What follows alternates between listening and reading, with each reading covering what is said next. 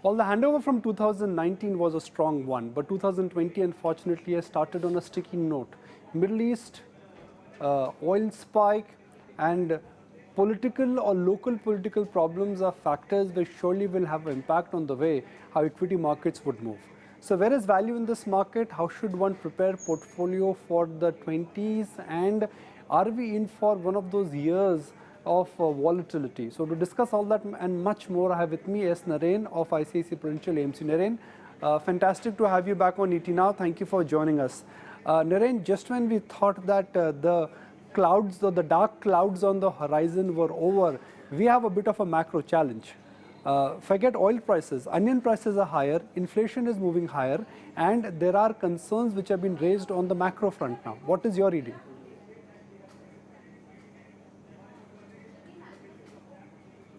As far as geopolitical events are concerned, the big problem with them is they can neither be predicted nor can we predict how things will move. And inherently, it is part of the risks of being invested in markets. I mean, it's very difficult to predict how geopolitical events will move from here in the Middle East.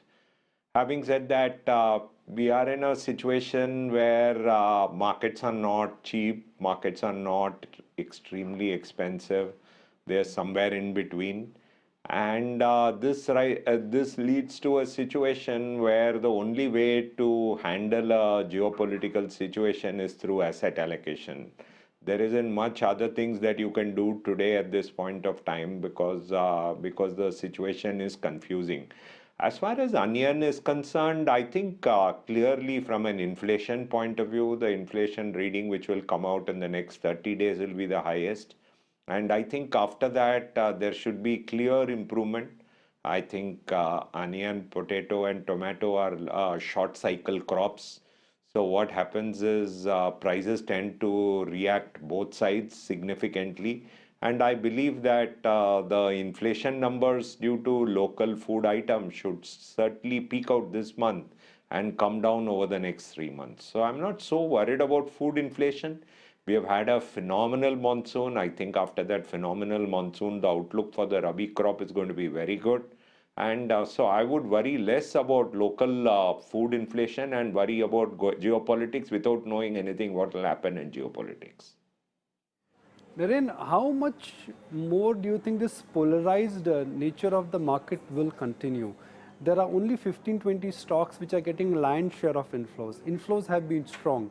As of now, it's a one-trick pony where flows are strong, 15 stocks are going higher, that is making the Nifty look strong. So when do you think the broader market will align with large cap stocks? Will large cap stocks come down or will broader market move higher?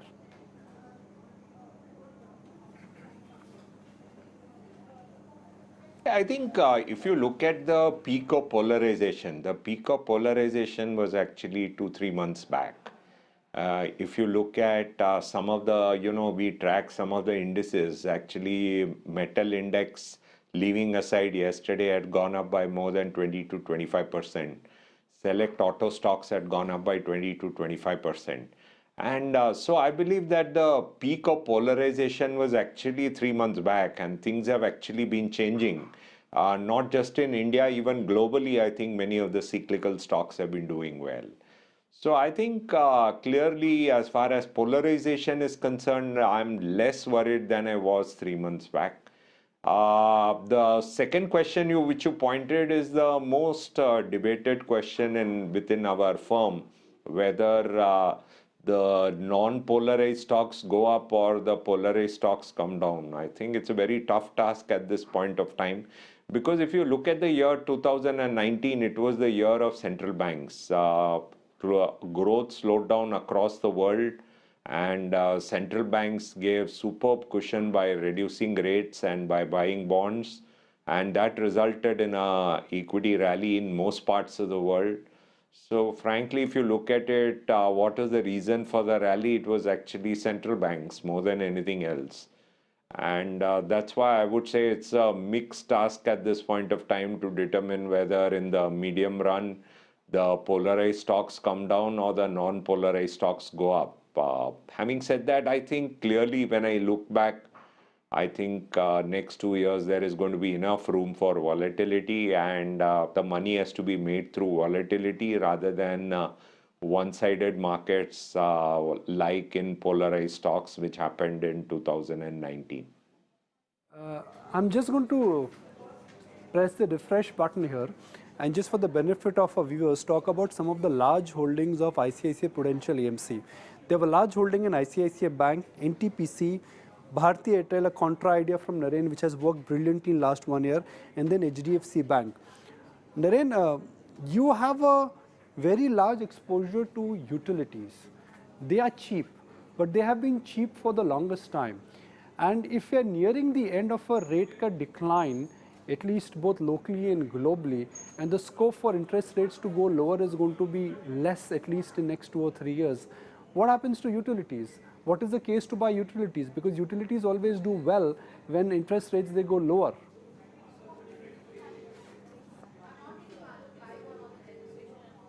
While that is true globally, I think in India, there is going to be demand for power increasing over the next 3 to 5 years. I love sectors where over a 10-year period, the number of players have gone down. And we have seen that benefit in telecom already. And I would say that clearly power is a sector. It's such a basic human need today, and the number of players in such a basic human need sector has been just going down over the last 10 to 12 years. So I think in India, the interest rate reduction, utility going up trade did not happen.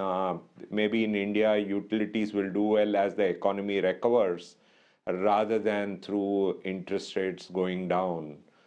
So, in our opinion, I think every country utilities need not play the same way because in many other parts of the world, let's take America, and I don't think power demand can grow there by more than 1-2% per year.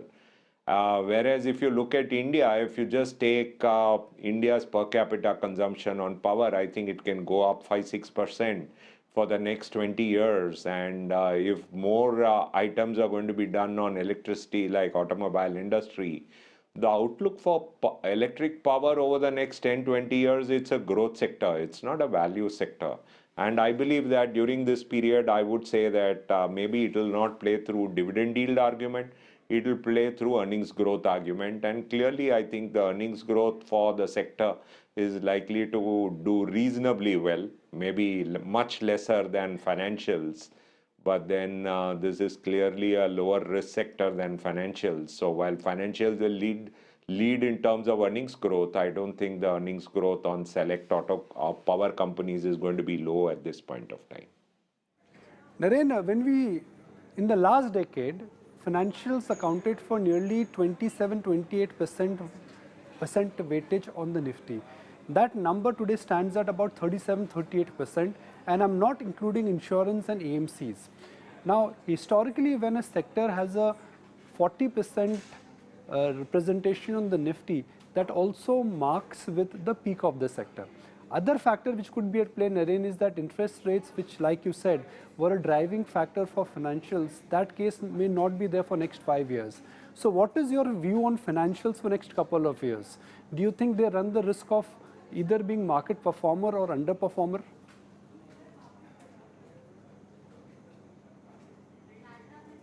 Yeah, I think actually one should look at the why this happened. In 2009, we started the model of free float, and financials is the most interesting sector where it's impossible for any promoter to have 50% or so outside the government of any of the financials. So what happens is that you have one of the highest free floats in the sector, and because of the drastic increase in free float and the periodic capital raises which happened in the sector tends to have very high weightage in most of the emerging markets. My reading is the financials weightage will continue to remain high in Indian markets, but because the number one sector is going to be financials, and financials is a leverage sector, the volatility of the large cap indices in financials is going to be higher, and therefore you would have a more volatile index movement in India over the next 10 years than you have seen in the last 10 years because of the high weightage of financials. I don't think financials are going to be an unimportant sector in terms of index weightages. And from a cyclical perspective, the last 10 years has seen one of the largest corporate NPL cycles that India has seen. We have had that cycle end about a year back. And I think the fact that the corporate NPL cycle is possibly peaked is going to help the financial sector in the next 5 years. The fact that there has been no retail NPL cycle has also contributed to financials weightages going up. That will be the most interesting thing to watch over the next 3 to 5 years, whether there is going to be a retail NPL cycle or whether there is going to be a slowdown in retail credit rather than an NPL cycle. I think that's about one of the most interesting things at this point of time. And I think the weightage of the associate industries to financial services, I think those weightages are going to continue to go up because they got listed only recently, and I think more number of listings will happen in general insurance, life insurance, asset management, and those kind of sectors will also add to the weightage. So I don't think financials role is going to go down. I think financials role is going to continue to remain high, but it's going to create much more volatile markets. And we have to be prepared for the volatility. And that is why our belief over the next 1 decade, if there is one trend which we think will not change over the next 1 decade, is the role of asset allocation in making money. Because if we have volatile markets, asset allocation becomes one of the most important ways to make money over the next 10 years. I like to always call Naren the Mr. Contrarian because he has taken big contrarian calls in the past. Now, when I say contrarian calls, it's not that he's tried to buy different stocks. He's bought stocks and differentiated positions with a logic and with a thought process. Year and a half ago on the same forum when we met, his idea was to buy into Bharti, largely Telecom. And look at Bharti, the stock is up 50% in last 1 year. Naren, I know initially this was a painful position for you to buy contra into Telecom, but that call has worked beautifully. Where is the sector headed? Because some would argue that, okay, instead of 12, now we have 3 survivors, but with the AGR issue and the fact that telecom companies, they need constant money to invest or their capex requirements is still strong. This sector at best is a contra tactical trade. It cannot be a structural or a cyclical buy for this decade.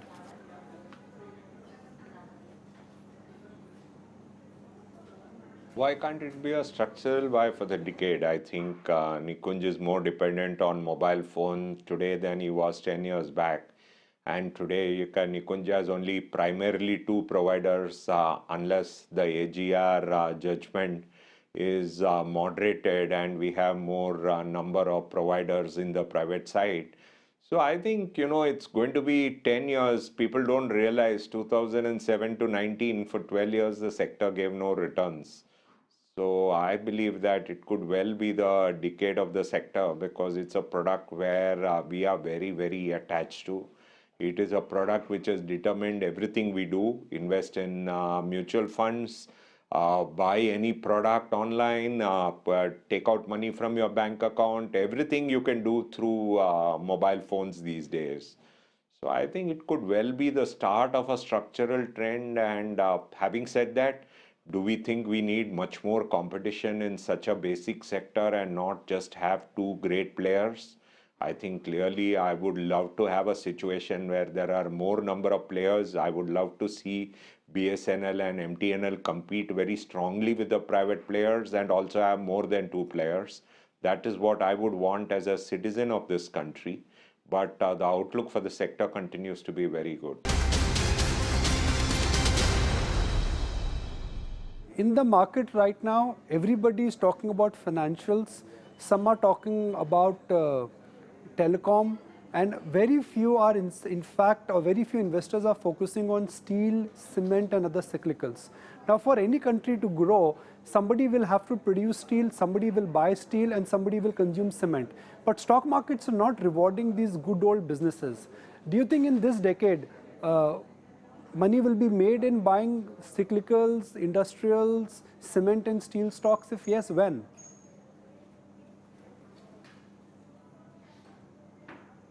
Yeah, I think capex will happen with a lag because first capacity utilization has to go up. If your PLF of power plants is 60%, why should you have new power plants immediately? So I think capex will happen with a lag, but I think the market opportunity comes out of the situation that if people think that people will keep on consuming toothpaste and soap and will not require steel, the opportunity for equity investors would be to buy steel stocks and cement stocks. And that is effectively what we would have. I would say that, if you looked at some of the portfolios in our firm, you'll find that we have a very, very large allocation to some of the metal names, primarily because I think if the market believes that you can just manage to grow by just toothpaste and detergents, that is not going to happen, and that's where the opportunity lies. In fact, investing is about taking decisions different from the rest and going right. If you're going to take all the decisions based on what all the consensus is doing, you can normally make only normal monies. Whereas here you have to make more money, you have to take decisions different from the others and go right. So clearly our view is that anything which is like basic materials, cement, all the sectors which have not done well, where the number of providers are also coming down, the number of solvent companies in each sector are coming down. These are all for us very big bets for the next 10 years. Whether they will play out in 2020 or they'll play out over the next 3 to 5 years, that's a debate we can have. But I think I'm very confident of this set of stocks delivering a very good investor experience over the next 3 to 5 years. Break that point for the benefit of our viewers. What Naren is saying that every sector has seen a supply disruption. Telecom, instead of 12, there are only 3 players left. Airline, instead of 5 airlines, only 3 major airlines are left. Look at the NBFC space. When we started couple of years ago, there were almost 3 to 4 dozen NBFC space, and that has got reduced to only a handful of 1 dozen or 20 NBFCs. Naren is pointing to a fact that every time when there's disruption, supply challenges will happen, and that is the time market leadership also consolidates. But the big house call from ICICI Prudential right now is that you need to revisit small and mid-cap stocks. Now, why is this call important? In 2013, when I interacted with Naren on the same forum, his house call was that one should start buying into mid and small cap stocks in 2013. It was more like an outlier call that time because we were recovering from an economic crisis. But Naren and his team feels that right now, if there is value in the market, it has to be in the small and the mid cap space. Now, Naren, you are revisiting what was a very powerful call in 2013 when you urged your unit holders and investors to buy into small and mid cap stocks. Why do you think right now one should revisit small and mid cap stocks?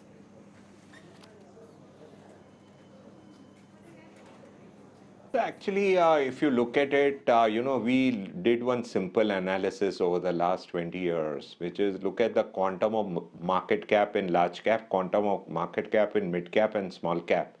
And we found very interestingly that that gives you an indicator of when to buy small caps and when to sell small caps. It gave the most powerful buy signal between 2010 and 13 and 2002-3. And in our opinion, today that indicator is turning towards the buying side. And clearly, if you look at it, if you look at the quantum of market cap in small caps, today it's about 10.5%. Whereas at the bottom, at the extreme bottom in 2013, it was 6%. So I would say that, when it became extremely overvalued, both in 2006 and 2007 and 2017, that number had crossed 15%. So our reading is clearly at this point of time, small cap within the equity space is an interesting space. The difference is that in 2013, I think small caps are much deeper undervalued. So the upside potential was much higher in 2013 than it is today. But equities also then were much more undervalued than today. So I think in a moderate market environment, I would still bet on small caps to deliver absolute returns over a long period of time. And I believe that small cap investing today requires patient long-term investors. It doesn't require impatient investors, because what we saw from the 2010 to 13 cycle is that it took 3 years of consolidation and all the returns came between 2014 and 17. So there's no need to believe that overnight this return is going to come. It may well come only in the long run. The longer it takes for the return to come, I think the returns will be higher. And on the other hand, if the returns come overnight, and let's say in the next 1 year, the returns will be lower. That's how we look at it. But I think clearly, if you look at it in the last 2 years, 52% underperformance of small cap index against large cap index clearly makes my contrarian hat look very, very closely in small caps. And clearly, if you look at it, there is a lot of money which came in 2017 into small caps, where people now are totally irritated. They are likely to come out of it. So for us, it's a buying opportunity to put money into small caps at this point of time. What I want to guard people against, we are not in 2013. We are not as cheap as 2013.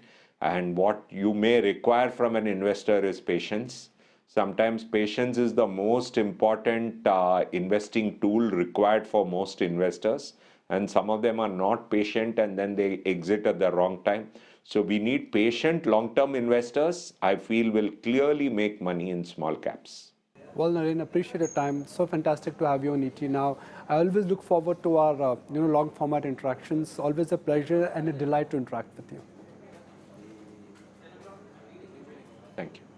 Thank you. Wishing all your viewers a very, very happy 2020. Thank you.